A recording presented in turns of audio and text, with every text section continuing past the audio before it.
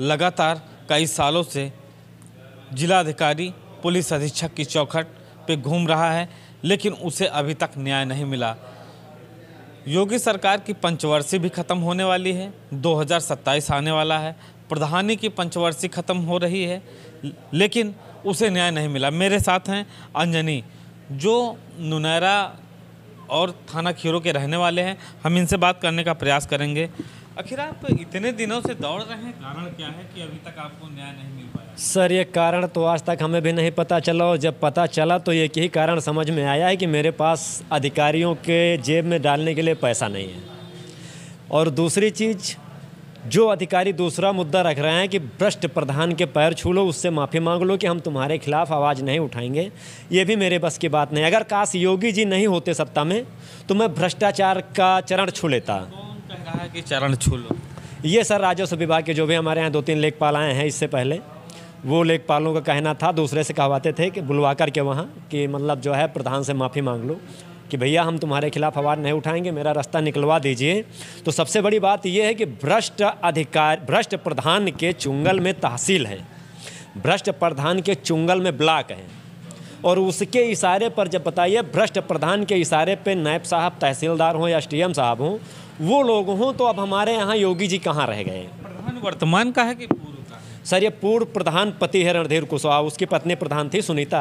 बताइए भ्रष्ट प्रधान के इशारे पे नायब साहब तहसीलदार हों या एसडीएम साहब हों, वो लोग हों, तो अब हमारे यहाँ योगी जी कहाँ रह गए? प्रधान वर्तमान का है कि पूर्व का है? सर, ये पूर्व प्रधान पति है रणधीर कुशवाहा, उसकी पत्नी प्रधान थी सुनीता, उसका पति कार्यभार उसका पति देख रहा था।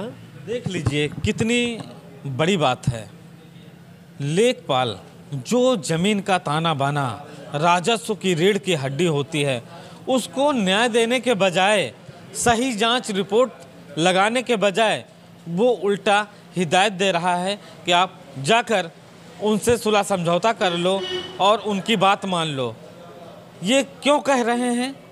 क्या इनके अंदर की क्षमता खत्म हो गई है? लेकिन ये पैसा तो गवर्नमेंट का ले रहे हैं, लेकिन काम गवर्नमेंट का लगता है कि नहीं कर रहे हैं, क्योंकि जिस तरह से पीड़ित हमारे साथ खड़ा है उसका जो कहना है। तो अभी तक कहाँ तक मामला पहुँचा आपका? सर, मामला हमारे यहाँ लेखपाल से लेकर के मामला तो हमने मुख्यमंत्री जी तक पहुँचाया है, प्रधानमंत्री जी तक पहुँचाया है, पर अफसोस हमारे पास एक ही चीज़ रहा कि उनकी मुहमांगी डिमांड पे मैं खरा नहीं उतर सका। वही चीज़ दोहरा रहा हूँ कि ना मेरे पास पैसा है और ना मैं उस भ्रष्ट प्रधान के पाँव छू सकता हूँ। पैसे की डिमांड हो रही है? जी सर, 50,000 रुपये की डिमांड हमसे 2022 से की जा रही थी कि कम से कम 50,000 रुपये खर्चा करो, तुम लाखों रुपए मीडिया में खर्चा किए हो, 10,000 रुपये रायबरेली आते जाते हो खर्चा कर देते हो, कोई मीडिया जो है ऐसे खबर नहीं चलाता है, ये सब मतलब हमसे कहा जाता। तो मैं सीधा कहता था कि भैया मैं किसी पे आप लोग नहीं लगा रहा हूँ, जितना मदद मेरी रायबरेली की मीडिया ने किया है इसके लिए मैं मीडिया का आभारी हूँ। पर अफसोस इस चीज़ का है योगी जी के राज में कि जो उत्तर प्रदेश हो या हिंदुस्तान के अंदर मीडिया का चौथा स्तंभ कहा जाता है, रायबरेली के लेखपाल या जिम्मेदार अधिकारी उस चौथा स्तंभ को तोड़ने का काम कर रहे हैं। दुख इस चीज़ का है कि जब लगातार मीडिया उसी मामले को उजागर कर रही है तो ये कलंक ये भी लगाया जा रहा है कि पैसा देकर ये खबर चलवाई जा रहा है।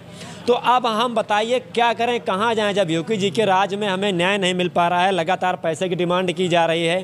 प्रूफ यही चीज़ है कि प्रूफ हमारे पास जो प्रूफ तो मोबाइल होता है तो मोबाइल बाहर रखवा दिया जाता है, और जब हम फोन अब देख लीजिए, अब ये लेखपाल या उनके उच्च अधिकारी किस तरह से काम कर रहे हैं, दिल से कर रहे हैं या दिमाग से कर रहे हैं या पैसे से कर रहे हैं?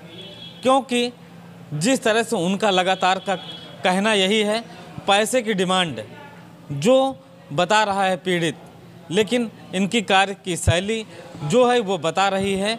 इस तरह जो योगी सरकार में जिस तरह से खुलेआम पैसे की डिमांड, जीरो टॉलरेंस नीति की खुलेआम धज्जियां उड़ाई जा रही हैं। अब देखना होगा कि न्याय कब मिलता है। फिलहाल अब क्या करेंगे अगर न्याय नहीं मिलेगा? सर, न्याय नहीं मिलेगा तो अभी हम जो कागज़ यहाँ लेके आए हैं सारे कागज़ लेकर के हम मुख्यमंत्री जी के यहाँ प्रयास करेंगे, मीडिया के माध्यम से हो सकता है हमारी सूचना उन तक पहुंचेगी तो हम सारे कागज़ बोरी भर के लेके जाएंगे, मुख्यमंत्री जी के चौखट पर पूरी बोरी पलटेंगे कि सर हम ये बताइए, आपके कार्यकाल में 2017 से हमारे पिताजी भी संत थे, आप भी एक संत हो, और संत से हम बड़ी उम्मीद लगाए थे कि हमें न्याय मिलेगा। चलिए वो कोई भी हो, लेकिन एक जिम्मेदार मुख्यमंत्री का पद एक ऐसा पद होता है कि जो हमारे यहाँ विश्व की सबसे ऊंची पार्टी मानी जाती है बीजेपी, और विश्व गुरु कहे जाने वाले हमारे यहाँ प्रधानमंत्री नरेंद्र मोदी जी हैं, और हिंदुस्तान के सबसे लोकप्रिय मुख्यमंत्री हमारे योगी आदित्यनाथ जी हैं। इनके कार्यकाल में, इनके राज्य में, रायबरेली ज़िले में जहाँ पर कई मंत्री, विधायक, सांसद हैं, जो भी हैं उनके हैं या नहीं हैं, फिर भी ये मुद्दा सब पे जाता है कि ऐसे। ये बताइए इसका जो आपका मुख्य कारण क्या है, आपकी मुख्य मांग क्या है? सर हमारी मुख्य मांग शुरू से यही थी कि हमारे ग्राम सभा में सरकारी धन का भ्रष्टाचार हुआ है, जिससे हमारे सबूत मांगे गए। हमने सबूत जिलाधिकारी को, सीडीओ साहब को, उच्च अधिकारी, मंत्री, मुख्यमंत्रियों को पेश किए हैं, जिसके बाद जब हमने सारे सबूत दे दिए तो हमारे ऊपर दबाव बनाया जाने लगा कि तुम्हारे खिलाफ ऐसा हो जाएगा, वैसा हो जाएगा। मुझे 6 महीने के लिए पाबंद कर दिया गया, एक साथ 16 करके 151 भ्रष्टाचार के जो आपने सबूत दे दिए हैं, सबूत देकर जेल भिजवाएंगे? सर हम ये नहीं कहते, ये तो उनकी करनी है, वो जेल जाएंगे, या फिर अभी तो अधिकारी भ्रष्ट प्रधान के सामने सिलेंडर दे रहा है। हमारे यहाँ रायबरेली का जो भी अधिकारी है, भ्रष्ट प्रधानपति रणधीर के सामने वो अधिकारी सिलेंडर देता हुआ आ रहा है। मैं पीड़ित हूँ, योगी जी के राज में पीड़ित को अपराधी बनाया जा रहा है, मुझे अपराधी बनाया जा रहा है। मैं जिला प्रशासन के जिलाधिकारी कार्यालय के सामने खड़ा हुआ हूँ, मेरी जांच करवाई जाए। मैं किसी के घर में घुस कर के मारा हूँ, मैंने किसी का मर्डर किया है, मैंने चोरी की है, मैंने किसी की संपत्ति लूटी है, मुझे हर तरीके से अपराधी बनाया जा रहा है। उत्तर प्रदेश के अंदर योगी जी के राज में हमारे जैसे लाखों फरियादी होंगे। जब हमारे साथ ये सितम हो रहा है तो हमारे उत्तर प्रदेश में लाखों फरियादियों के साथ ये हो रहा होगा। सर अगर यहाँ न्याय नहीं मिला तो जो यहाँ के हमने जितने एप्लीकेशन दिए थे, वो एप्लीकेशन हम सोमवार को 24 नवंबर को जिलाधिकारी सामने हम जला देंगे, कार्यालय के सामने, और इसके बाद हम नई अपनी पैरवी चालू करेंगे मुख्यमंत्री जी के यहाँ, जहाँ हमने लिखित में दे दिया है कि 24 नवंबर 2025 को जिलाधिकारी सामने, कार्यालय के सामने हम अपने सारे कागज़ जला देंगे। इसलिए कि उस मंदिर का प्रसाद रखने से क्या फ़ायदा अपने घर में, जिस मंदिर से अपनी भावनाओं को ठेस पहुँचे। देख लीजिए, न्याय की जगह पैसा, पैसे की डिमांड, लेकिन सबसे बड़ी बात जीरो टॉलरेंस की योगी नीति की खुलेआम उड़ाई जा रही धज्जियाँ